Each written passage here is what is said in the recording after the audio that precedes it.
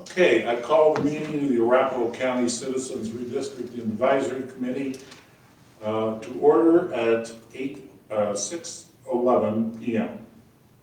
Roll call. Carolyn Bowler. Present. Michael Delorfano.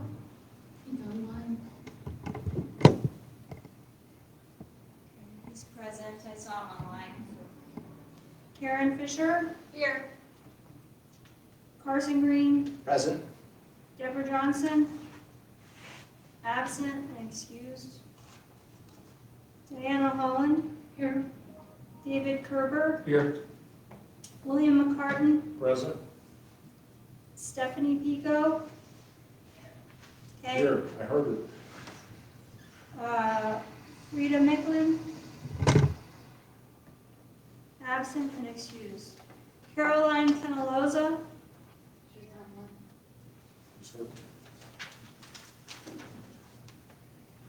She was online. Okay, great. We're just Thank trying you. to turn the volume up a little.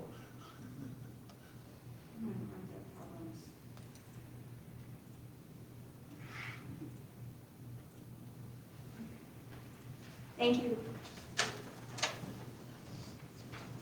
Mary Jo Vobeda. Here. Tom Skelly. Here. Dominic Sisson. Absent and excused. Chris Henning. Absent and excused. Monica Cavachi. Here. William Mast. Absent and excused. William Alex Flecker. Absent and excused. Larry Mugler. Absent and excused. And I am Laura Wolf. Thank you. The members of the Arapahoe County Citizens Redistricting Advisory Committee consist of Carolyn Bowler, Michael Delafano, Karen Fisher, Carson Green, Deborah Johnson, Vice Chair Diane Holland, Dave Kerber, Stephanie Pico, Frida Micklin, Caroline Penaloza, Mary Jo Verbata, and myself, William McCartan.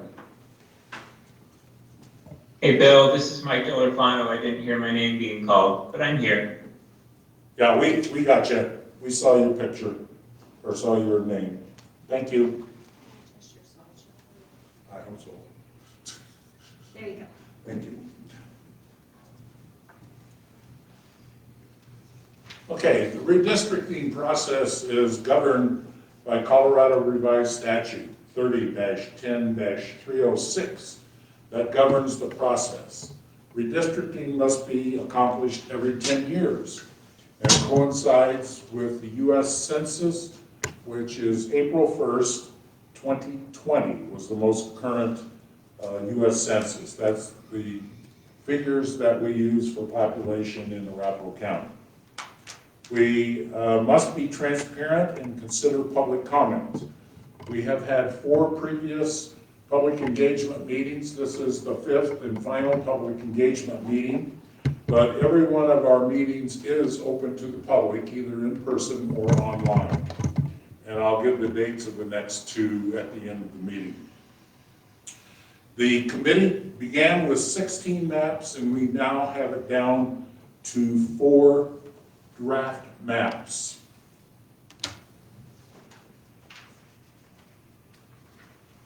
As we developed the 16 maps, we needed to follow the statute and consider specific tiers of criteria and how we drew them. Each of the standards in each tier must be met before moving on to the next tier.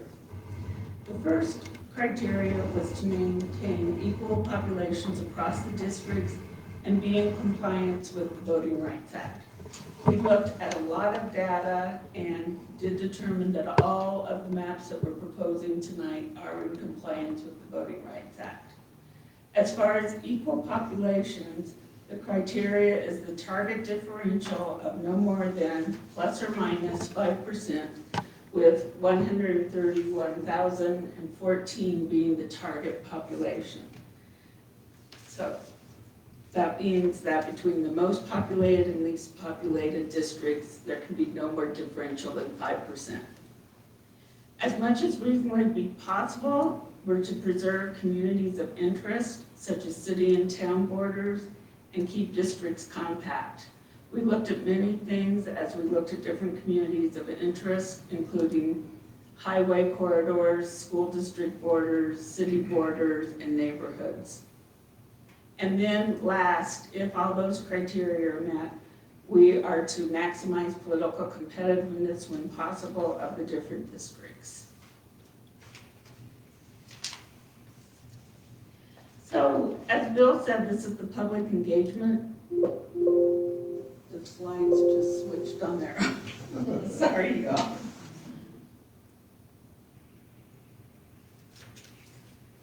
This is the public engagement part, so we really want your comments and any suggestions for possible changes.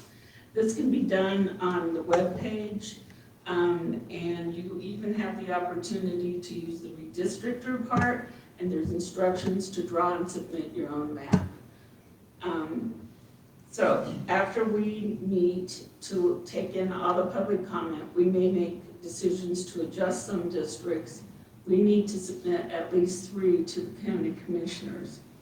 They will then decide if they want to send them back to us for adjustments or make adjustments of their own, and we'll hold more public hearing, and then again may make changes to the proposed plans. They will then vote to adopt the final district map, and that timeline is to be hopefully by August.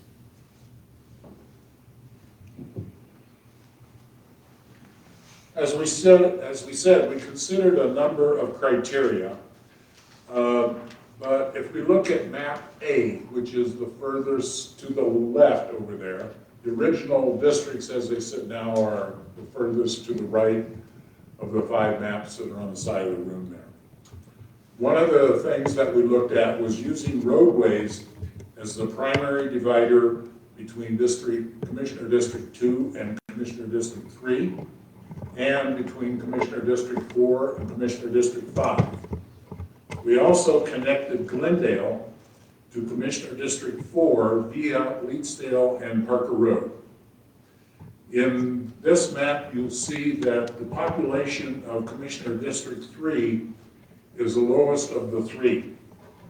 Currently, Commissioner District 3 is the largest in population of the 5 commissioner districts. We made Commissioner District 3 and a couple of these maps smaller than the other commissioner districts to allow for future growth in the eastern and southeastern part of the metro area. Communities of interest on map A are Interstate 25 corridor, because there is common interest on both sides of Interstate 25 corridor. We also kept Cherry Creek Reservoir community all within 1 commissioner district. And we made Commissioner District 3 to include the larger lots in the southeast corner of the metro area, which have a more rural feel than a urban feel. Map B. Map B. Let's click on next. Okay. Map B. We've consolidated the northern part of the Cherry Creek School District into 1 commissioner district. We also put Glendale and Holly Hills both within Commissioner District 4. They currently reside in Commissioner District 1 and 5.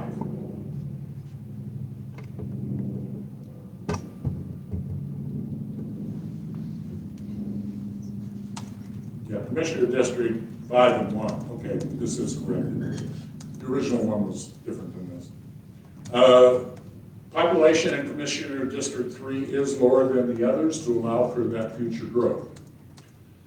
Communities of interest are again the Interstate 25 corridor and the large lots in the southeast corner that have a more rural feel.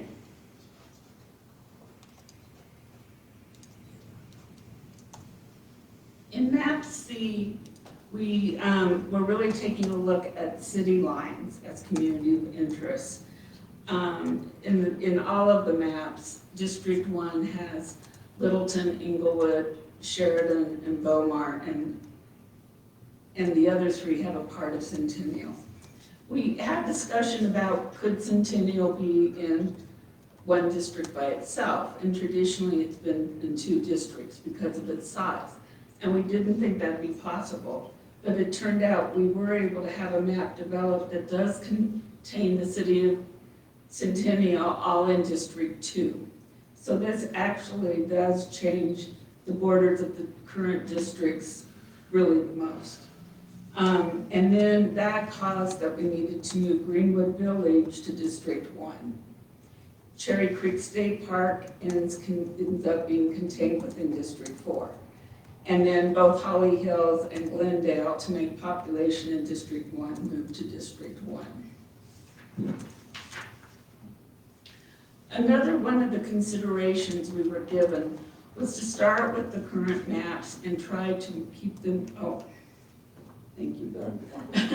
Was to start with the current maps and make, as minimal impact on the current districts as possible. So that's what map D does. Foxfield is kept in District 3. Its character is more like District 3 than District 2. The communities of interest were that we were making sure we didn't divide some specific neighborhoods, including Aurora Knolls, Hutchison Heights, and Seven Hills. And then the Lakeshore neighborhood ends up in District 4. Primarily in this map, most of the district lines just move a little bit east to get to those population guidelines.